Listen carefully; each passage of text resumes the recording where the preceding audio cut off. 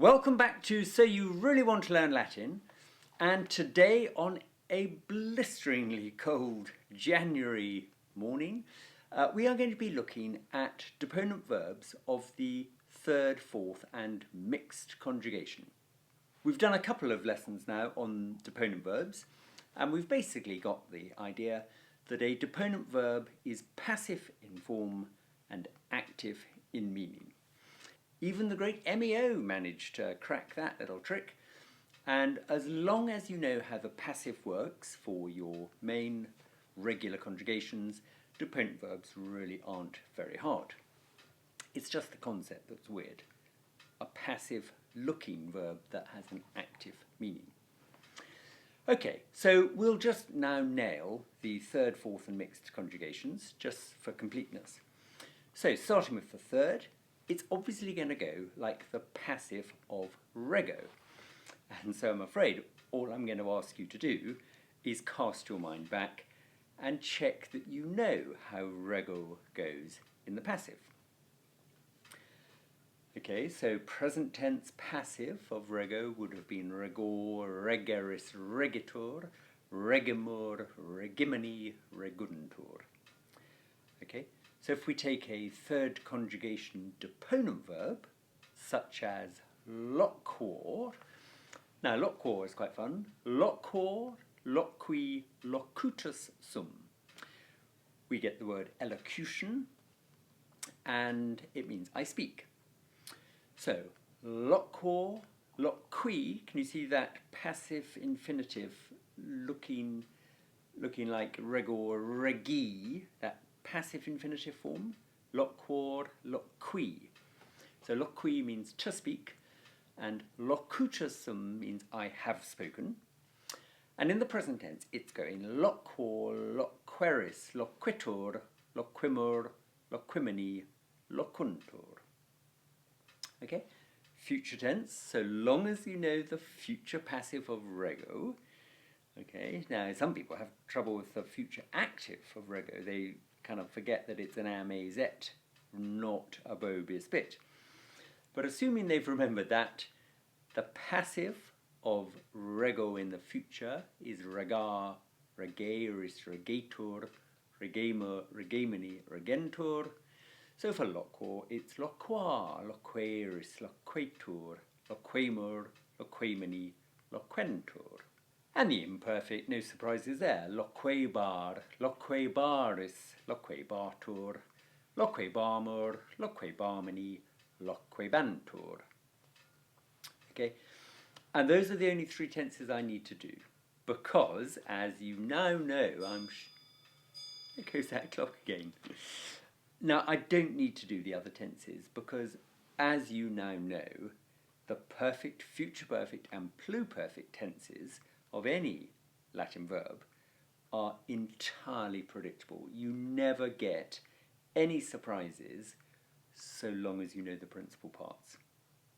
Now, for loquor, we've gone loquor, loqui, locutus sum. So the perfect tense deponent for loquor is going to be locutus sum, locutus est, locutus est, locuti sumus, locuti estis, locuti sunt. And future perfect will be the same but adding ero, eris, erit, erimis, eritis, erunt. And the pluperfect deponent will be the same but adding eram, eras, erat, eramus, eratis, erant. So we get forms like locutus ero, which means I shall have spoken, and locuti erant would mean they had spoken. Okay? Don't forget, a deponent verb cannot have passive meanings. All of these forms which look passive are translated as if they were active. Okay?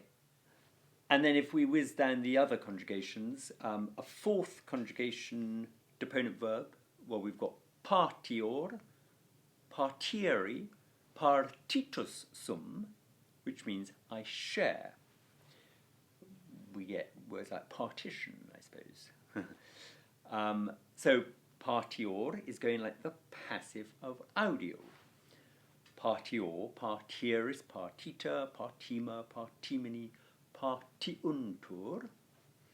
Future tense, partiar, partieris, partietur, partiemur, partiemini, partientur. Imperfect, partiebar, partiebaris, partiebatur, partiebamur, partiebamini, partiebantur. Okay, so, and then the other tenses, the perfect, future perfect, and pluperfect, we just use the principal parts. Partitus sum, partitus est, partitus est, partitis summus, partiti estis, partiti sunt, and so on. Okay, no surprises. And then we'll just have a quick look at a mixed conjugation verb. So in other words, this is one that's going like the passive of capio. Remember capio, capere, capi, captum, which had a present infinitive passive of capi. So capior, capi. Okay, so the most famous one is morior. Morior, mori, mortuus sum, I die. That's one where we get the very famous quote from Horace, dulce et decorum est, pro patria mori. Okay, famously used by Wilfred Owen, I think it was, in that First World War poem, dulce et decorum est, pro patria mori, the old lie, remember? But the line from Horace, dulce et decorum est, pro patria mori. Dulce et decorum est, it is sweet and decorous, sort of right. Pro patria, on behalf of the fatherland, on behalf of one's fatherland, on behalf of one's country, mori, to die. So it is sweet and beautiful to die for one's country. Okay, and so morior, just going like the passive of capio, no surprises. Morior, moreris, moritur, moriumur, morimini, moriuntur. And then in the future, moriar, morieris, morietur, moriemur, moriemini, morientur. And imperfect, moriebar, moriebaris, moriebatur, moriebamur, moriebamini, moriebantur. Okay. Other tenses, you just take them from the principal parts. Mortuus sum, mortuus est, mortuus est, mortui summus, mortui estis, mortui sunt, and so on. Okay, so those are all our deponent verbs now of all four regular conjugations plus the mixed conjugation. They are just exactly mirroring, if that's a word, mirroring the passive forms of the corresponding conjugation. Okay, so with a deponent verb, you just have to know which conjugation it is, and to know which conjugation it is, you have to recognize its principal parts and be able to work back from its principal parts to work out, well, which regular active verb would have had principal parts that looked like that had they all been passive. Okay, so, you know, amo, amo, amare is the active infinitive, but in the passive that would have been amari. So when you find a deponent verb that has an infinitive in re, you know its first conjugation. Similarly, if it was going eri, like moneo, moneri, and we looked at videor, videri.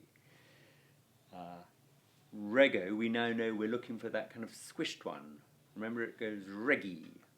So, regor, I am ruled. Regi, to be ruled.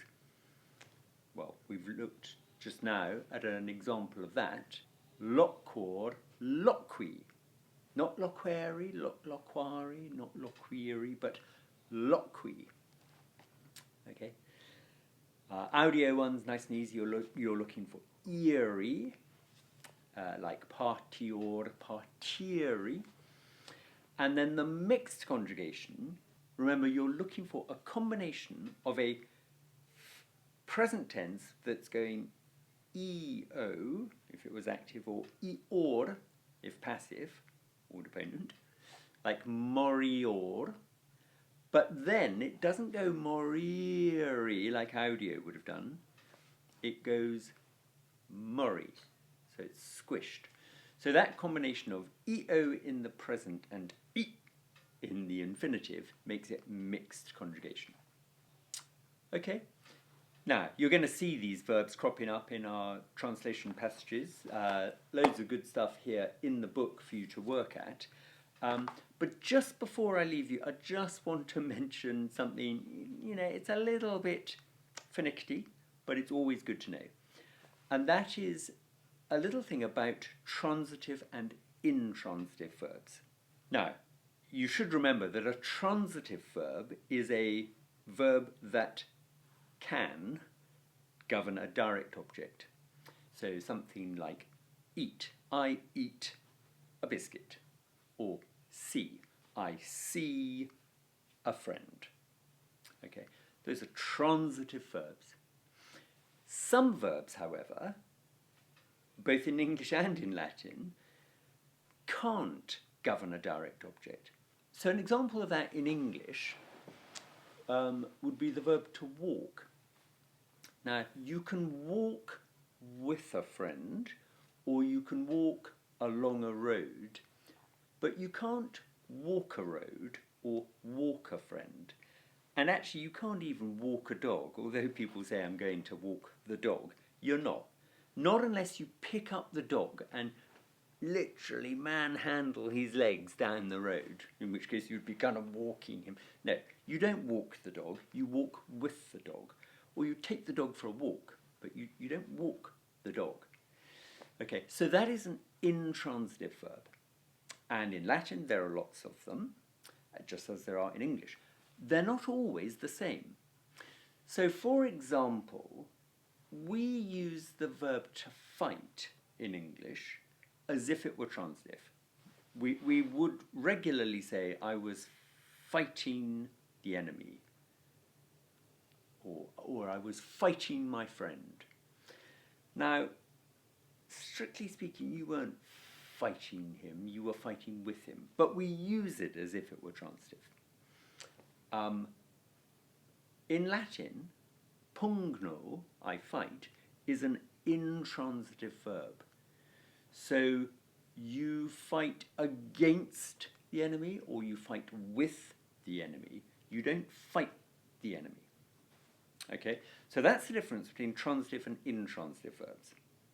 And what I wanted to tell you today was that an intransitive verb, I haven't told you this before, so I'm telling you now, an intransitive verb cannot be used in the passive other than impersonally.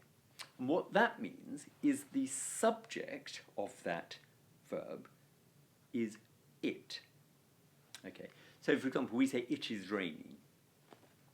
We don't say the sky is raining, we don't say I am raining, we say it is raining. So that is an impersonal verb, it is raining.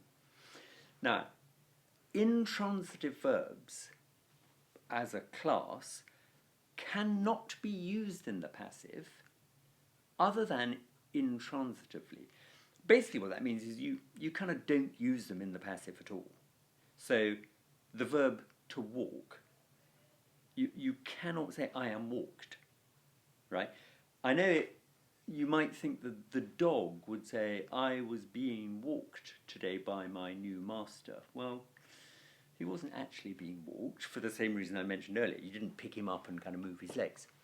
So an intransitive verb can't be used in the passive, but occasionally you see it in the passive with an impersonal subject. And I'm just going to give you one example because it's very common. When in Latin you see pugnatum est, okay, that looks like the third person singular perfect passive of the verb pugno in the neuter, pugnatum est. So it looks as if it means it has been fought, which is exactly what it does mean. And it's the way in Latin you would say there was a fight going on. Okay, that, you know, the battle raged, pugnatum est, it was fought. Okay, and while we're on the subject, there's that same principle applies to verbs that take the dative. Now, we haven't really talked much about this, but there are some verbs in Latin which take the dative. Persuadeo is one.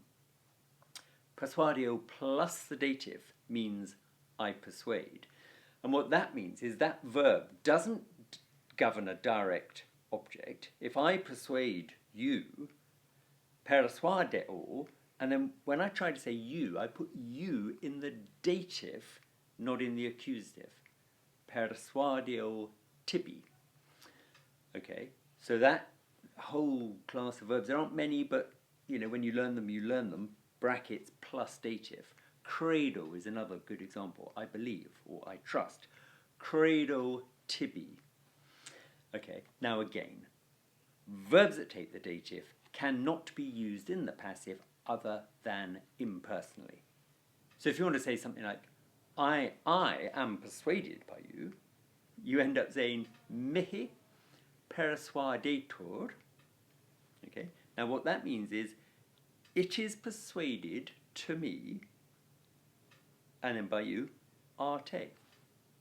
Okay, right. Quite a lot to get your head around there, but deponent verbs, we've basically nailed them. Have a little go at the exercises in here. There's a nice little passage for you at exercise 9.9, which is quite fun. The story of Regulus, one of the great Romans. And I'll see you back here on this channel very soon.